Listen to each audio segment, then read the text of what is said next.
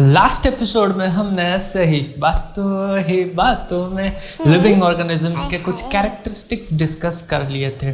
फिर उसके ऊपर कॉन्ट्राडिक्टिंग क्वेश्चंस भी खड़े हो गए और बात हमने एंड किया था कि कोई एक अल्टीमेट फीचर निकालेंगे जो लिविंग ऑर्गेनिजम्स को डिफाइन करेगा विदाउट एक्सेप्शन। तो चलिए अपना पीके मोड ऑन करते हैं और देखते हैं कि ई गोला में जीवन ससुरा है क्या। So first thing first, all living organisms grow. Grow का मतलब क्या समझेंगे? Growth मतलब क्या? इत्तु सा थे तुम, लिटरली इत्तु सा ही तो थे। अब देखो खुद को कितना बड़ा हो गए। लास्ट ईयर की बर्थडे ड्रेस अब फिट नहीं आ रही है, बताओ फिर। तो इतने से थे अब इतना बड़ा हो गए, क्या हुआ? क्या चेंजेस आए? हमने बोला कि ग्रो कर रहे हैं भाई। वो ग्रोथ कैसे मेजर करेंगे? बॉडी मास बढ़ा तो बोलेंगे ग्रोथ हुआ, हाँ कि नहीं? तो जब ग्रो कर रहे हैं तो बॉडी मास भी इंक्रीज हो रहा है।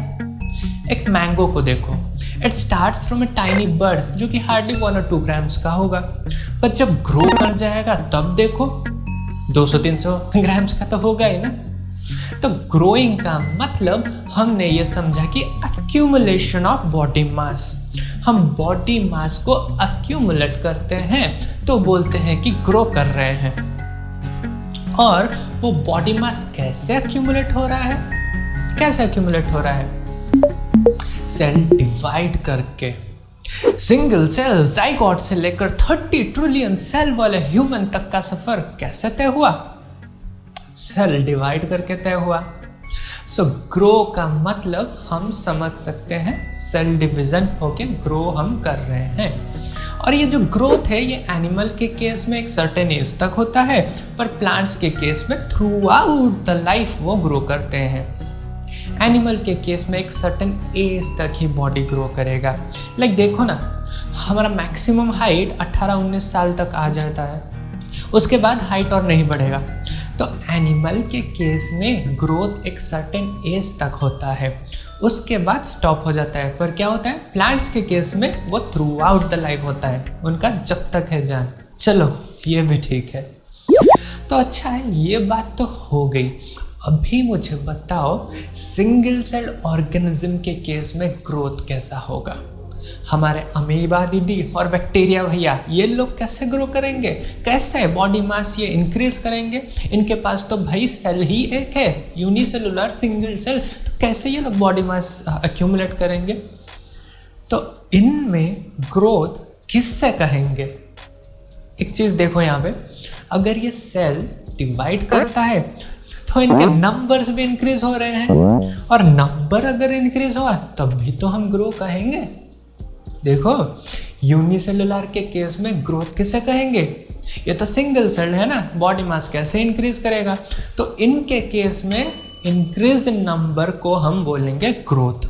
ठीक है, तो क्या बात हुई? तो बात हुई कि यूनिसेलुलर ऑर्गेनिजम्स का नंबर इंक्रीज करें या फिर मल्टी सेलुलर ऑर्गेनिजम्स का बॉडी मास इंक्रीज करें, हम उसे ग्रोथ कहेंगे। और इससे बहुत ही बढ़िया पॉइंट निकल कर आ रहा है कि both increase in mass and increase in number of individual are the criterion of growth. ठीक है, increase in body mass and increase in number of individuals are the twin characteristics of growth। समझ आया? अब सब ठीक ही है। तो अब फर्स्ट एपिसोड में हमने एक सवाल पूछा था। हमने पूछा था कि माउंटेन, सैंड ड्यून्स, बड़े बड़े पत्थर ये भी तो ग्रो करते हैं, फिर इनको हम लिविंग क्यों नहीं कहते? लुक, माउंटेन, सैंड ड्यून ये कैसे ग्रो कर रहे हैं पहले उनको समझो। इनको लिविंग इसलिए नहीं कहते because they show extrinsic growth. उनके सरफेस लेवल पर with course of time material जो है वो सिर्फ अक्यूमुलेट करता है, सरफेस लेवल पर ही बस ऐड ऑन होता जाता है, सिर्फ डिपॉजिट हो रहा है वहाँ पे। पर लिविंग ऑर्गेनिज्म को देखो, इनका ग्रोथ अंदर से होता है। देखो, it's just like non-living things are using ordinary shampoo and health drinks while the living organisms use only Clinic Plus and Horlicks. जो देता है उनको अंदर से ग्रोथ, अंदर से मजबूती, अंदर से, ठीक है। So the living organism they show intrinsic growth, they just don't accumulate things on the surface, they show internal growth show करते हैं। तो इसीलिए हम ग्रोथ को एक फीचर बोल सकते हैं, क्योंकि डेड ऑर्गेनिजम्स ग्रो नहीं करते, पर ग्रोथ को हम defining property of living organism नहीं बोल सकते, बिकॉज तब वी नीड टू क्लासीफाई कि हम इंटरनल ग्रोथ की बात कर रहे हैं या फिर एक्सटर्नल ग्रोथ की बात कर रहे हैं, ठीक है। So we can say that growth as one of the characteristics of living, but we can't say that growth as the defining property of living organism. Well, it's just like I love you, but as friend. अरे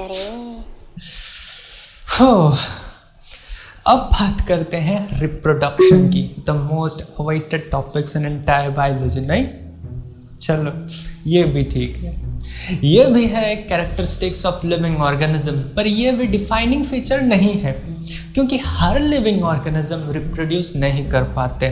for example infertile human couples जिनका baby नहीं होता, वो reproduce नहीं कर पा रहे हैं, पर वो भी तो लिविंग है ना।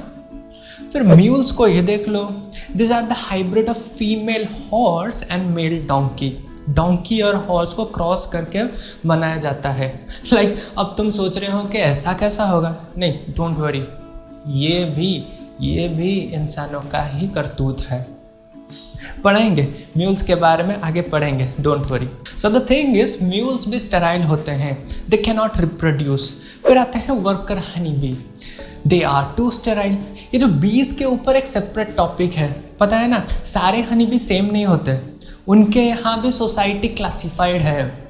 एक टाइप के बी नॉर्मल सेक्सुअल रिप्रोडक्शन से उनका बर्थ होता है, और एक टाइप के बीज पार्थिनोजेनेसिस से बॉर्न होते हैं।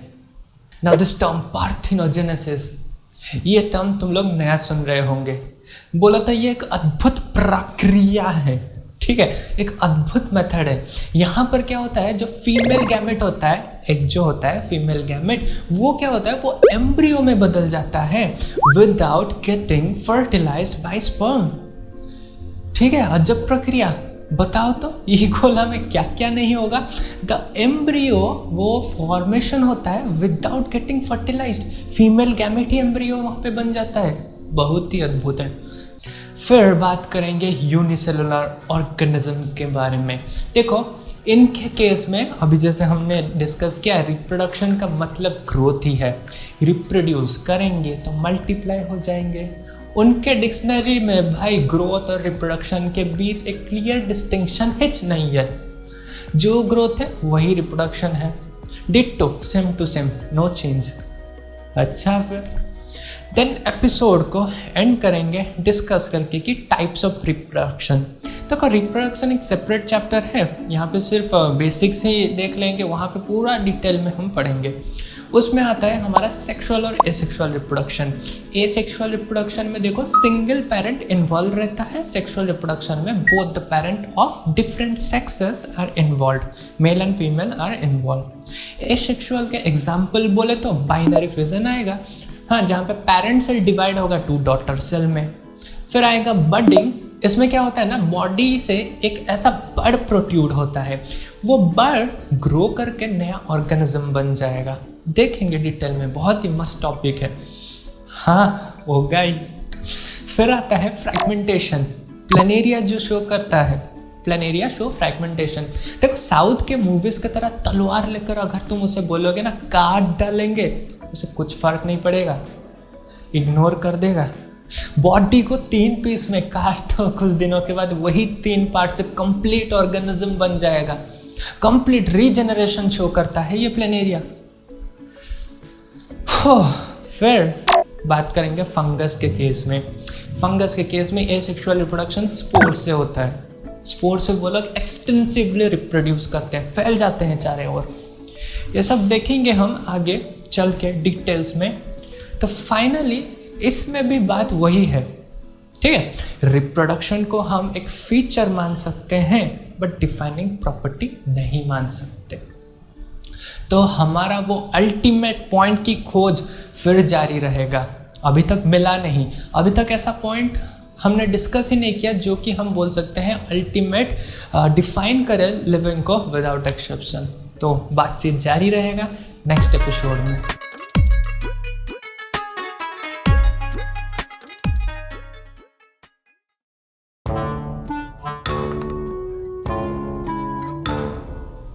अच्छा सुनो, शेयर कर दिए ना।